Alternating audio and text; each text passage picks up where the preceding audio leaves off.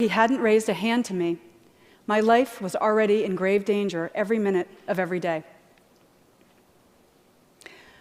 Connor first physically attacked me 5 days before our wedding. It was 7 a.m. I still had on my nightgown. I was working on my computer trying to finish a freelance writing assignment, and I got frustrated. And Connor used my anger as an excuse to put both of his hands around my neck and to squeeze so tightly that I could not breathe or scream.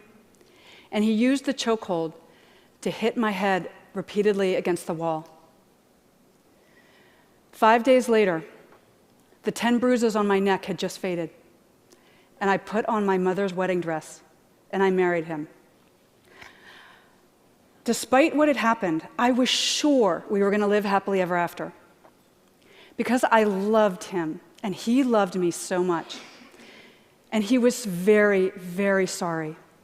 He had just been really stressed out by the wedding and by becoming a family with me. It was an isolated incident, and he was never going to hurt me again. It happened twice more on the honeymoon. The first time, I was driving to find a secret beach, and I got lost. And he punched me in the side of my head so hard that the other side of my head repeatedly hit the driver's side window. And then a few days later, driving home from our honeymoon, he got frustrated by traffic, and he threw a cold Big Mac in my face. Connor proceeded to beat me once or twice a week for the next 2.5 years of our marriage. I was mistaken in thinking that I was unique and alone in this situation. 1 in 3 American women experiences domestic violence or stalking at some point in her life. And the CDC reports that 15 million children are abused every year. 15 million. So actually, I was in very good company. Back to my question. Why did I stay? The answer is easy. I didn't know he was abusing me. Even though he held those loaded guns to my head, pushed me downstairs, threatened to kill our dog, pulled the key out of the car ignition as I drove down the highway, poured coffee grinds on my head as I dressed for a job interview. I never once thought of myself as a battered wife. Instead, I was a very strong woman in love with a deeply troubled man, and I was the only person on earth who could help Connor face his demons. The other question everybody asks is, why doesn't she just leave? Why didn't I walk out? I could have left any time. To me, this is the saddest and most painful question that people ask, because we victims know something you usually don't. It's incredibly dangerous to leave an abuser, because the final step in the domestic violence pattern is kill her. Over 70% of domestic violence murders happen after the victim has ended the relationship, after she's gotten out, because then the abuser has nothing left to lose. Other outcomes include long-term stalking, even after the abuser remarries, denial of financial resources, and manipulation of the family court system to terrify the victim and her children, who are regularly forced by family court judges to spend unsupervised time with the man who beat their mother. And still we ask, why doesn't she just leave?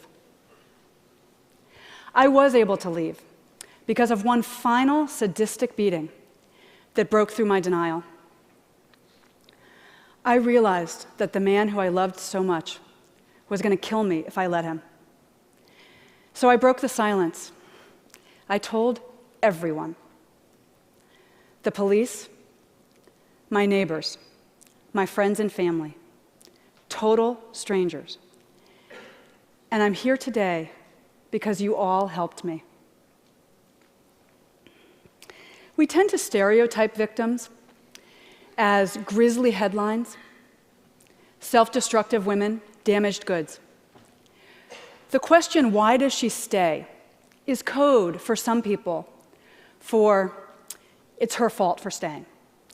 As if victims intentionally choose to fall in love with men intent upon destroying us. But since publishing Crazy Love, I have heard hundreds of stories from men and women who also got out, who learned an invaluable life lesson from what happened, and who rebuilt lives, joyous, happy lives, as employees, wives, and mothers, lives completely free of violence. Like me, because it turns out that I'm actually a very typical domestic violence victim and a typical domestic violence survivor. I remarried a kind and gentle man. We have those 3 kids. I have that black lab, and I have that minivan. What I will never have again, ever, is a loaded gun held to my head by someone who says that he loves me. Now, right now, maybe you're thinking, wow, this is fascinating. Or, wow, how stupid was she? But this whole time, I've actually been talking about you. I promise you, there are several people listening to me right now who are currently being abused, or who were abused as children, or who are abusers themselves. Abuse could be affecting your daughter, your sister, your best friend right now. I was able to end my own crazy love story by breaking the silence. I'm still breaking the silence today. It's my way of helping other victims. And it's my final request of you. Talk about what you heard here. Abuse thrives only in silence. You have the power to end domestic violence simply by shining a spotlight on it. We victims need everyone. We need every one of you to understand the secrets of domestic violence. Show abuse the light of day by talking about it with your children, your coworkers, your friends and family. Recast survivors as wonderful, lovable people with full futures. Recognize the early signs of violence and conscientiously intervene, de-escalate it, show victims a safe way out. Together, we can make our beds, our dinner tables, and our families the safe and peaceful oases they should be. Thank you.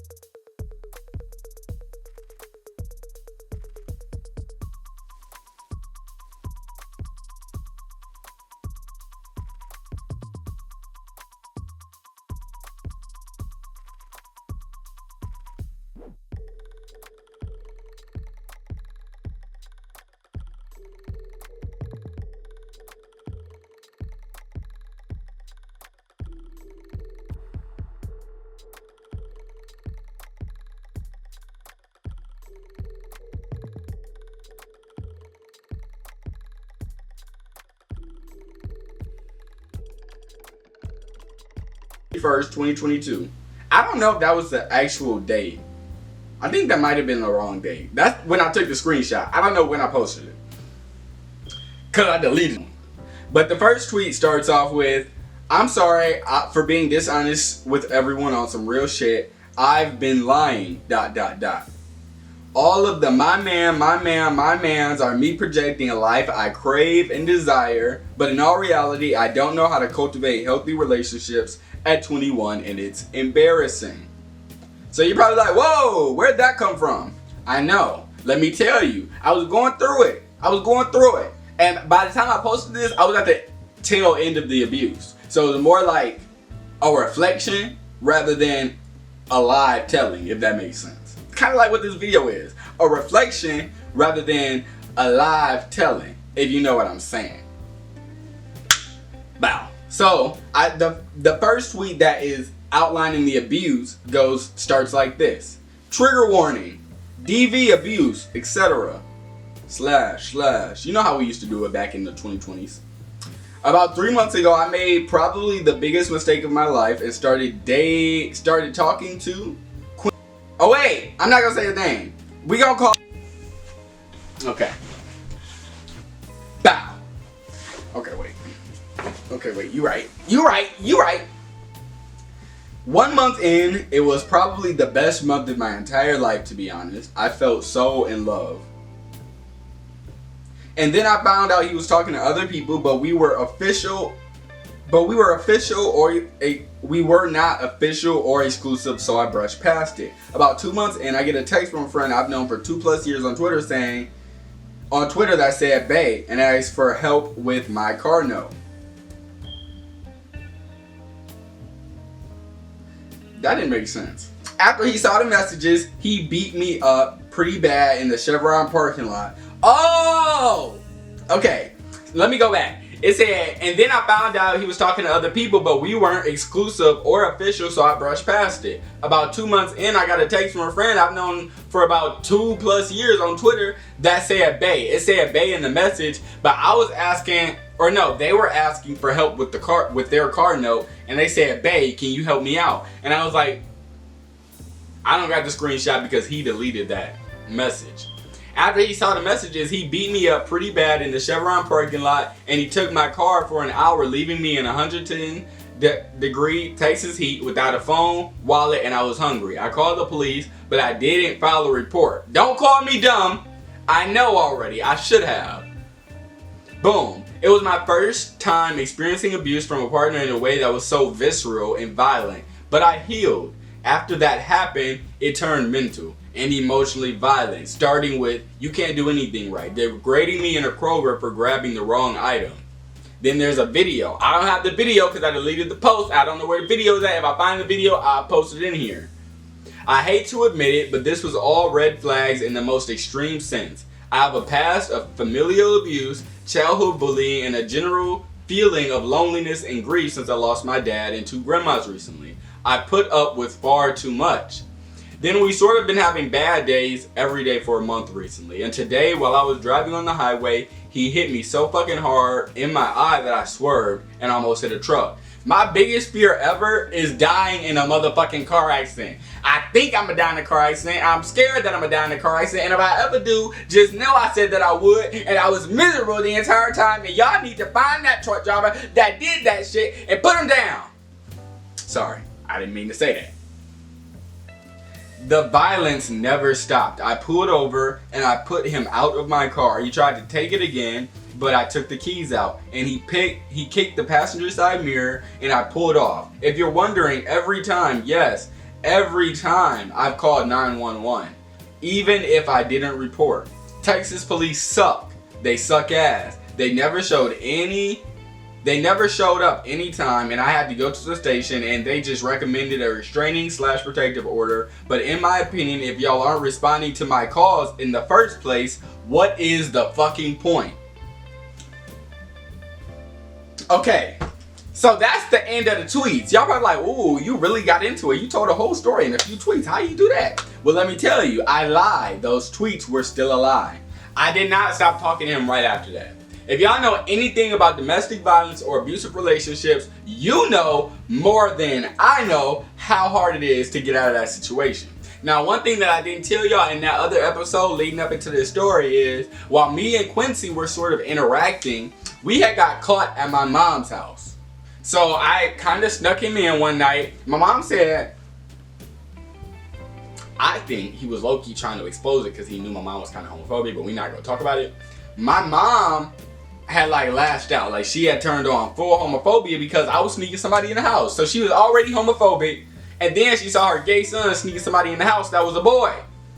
Homophobia was turned up, cranked up, notched up. We were talking about HIV, AIDS, homophobia, religion, going to church, talking to Jesus. Listen, it was bad. So then by that point, after 3 months, when I had tweeted that, I was basically put out the house. I was basically sleeping in my car by that point. Not like put out the house permanently, like my mom wouldn't let me come back in. If I had talked to her and explained it to her, I probably would have, well, the way that I'm going to describe it is, we had got caught up. And my mom was already homophobic. And it was almost like after that, it was hard to even be in the house. Like, she wasn't directly kicking me out, but when every day you got to comment on catching HIV, or every day you got to comment on somebody with their loose booty holes at your nursing job because they're old and gay, that shit bothers me. Like, I can't sleep in the house knowing that you hate my guts. You know what I mean? So by this point, no, I wasn't fully kicked out, but I was sleeping in my car because I didn't want to be at home in Texas. So, you know, I went back to him. He didn't even have a place himself, to be very clear. He was staying with family, but at least if you're staying with family, we got a place to lay our head. You know what I'm saying? And your sister not homophobic. We got a place to lay our head at least. You know what I'm saying? So, I go back. And by this point, we're in a moment or a period of complete isolation. I don't have any friends in Texas. I didn't know nobody in Texas. I had my mom and my sister and my aunt. Those were the only ones that were out there. I didn't get along with most of my family because I'm a young gay dude in a family full of religious Southern Baptist Christians. Like, what am I going to do with that? You know what I'm saying? So then, by this point, I'm in Texas all by myself. I'm not making any money. I'm not doing anything. I'm broke as fuck. I've spent through all of my savings on that little money I made from doing real estate and the little money I made saving up to move to Texas. I blew all that on him. And we were doing DoorDash and sleeping in my car 24 hours a day. And when we weren't DoorDashing, I was getting my ass beat.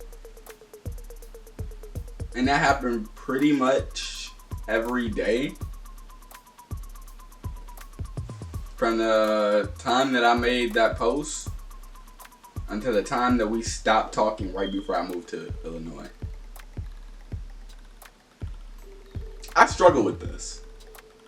I struggle with this a lot because I look back at the tweets. I look back at what I was telling my friends. I look back at how I was pretending to be happy in Texas, how I was pretending to be happy, how I was pretending to be okay. I was still even posting YouTube videos on this time. I had launched Euphorically Spiritual during this time. I was struggling. I was struggling so bad that I didn't see an end for myself that ended with me still present on Earth. Like, the period in which I had decided to move back to Illinois, that month leading up to there, my car got robbed. I lost my car. I ended an abusive relationship. I stopped talking to most of my family. And I went from a nice BMW to a little Chevy Sonic and staying in my sister, or not my sister, I call her my sister, but it's my best friend, staying in my best friend's guest bedroom.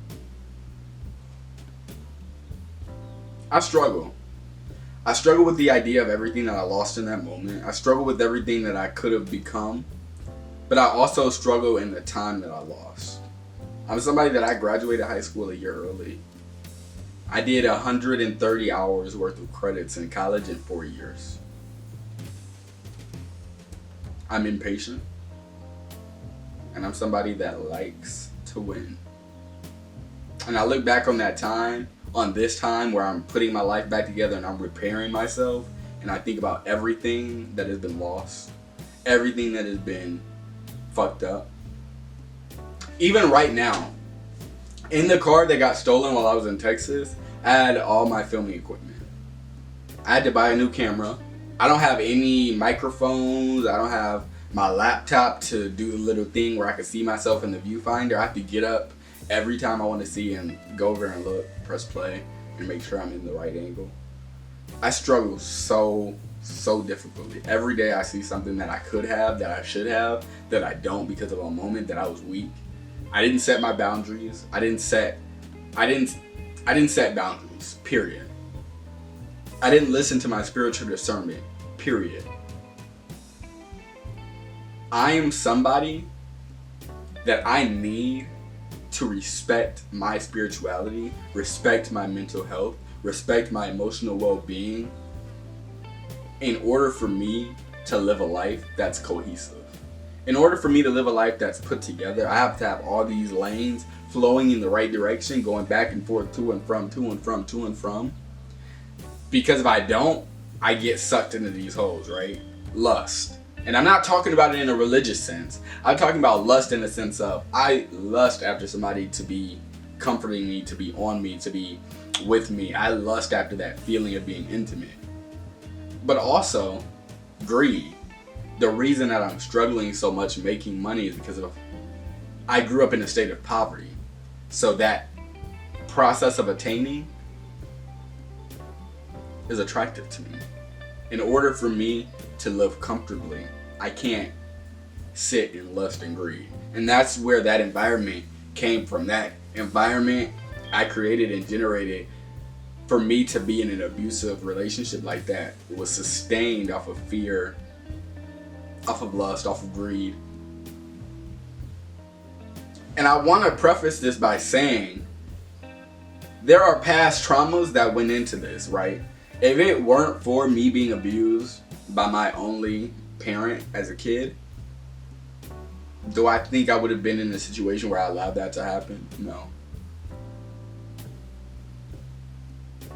If I had been in a position where I had a respectable father figure, would I have been in that position? No. If I had been in a position where I had not experienced childhood bullying from family and friends, would I have been in that position? No. I'm learning each and every day that my childhood traumas put me in a scenario where I didn't understand boundaries, I didn't understand emotional well-being, I didn't understand mental well-being, I didn't understand a wholesome well-being.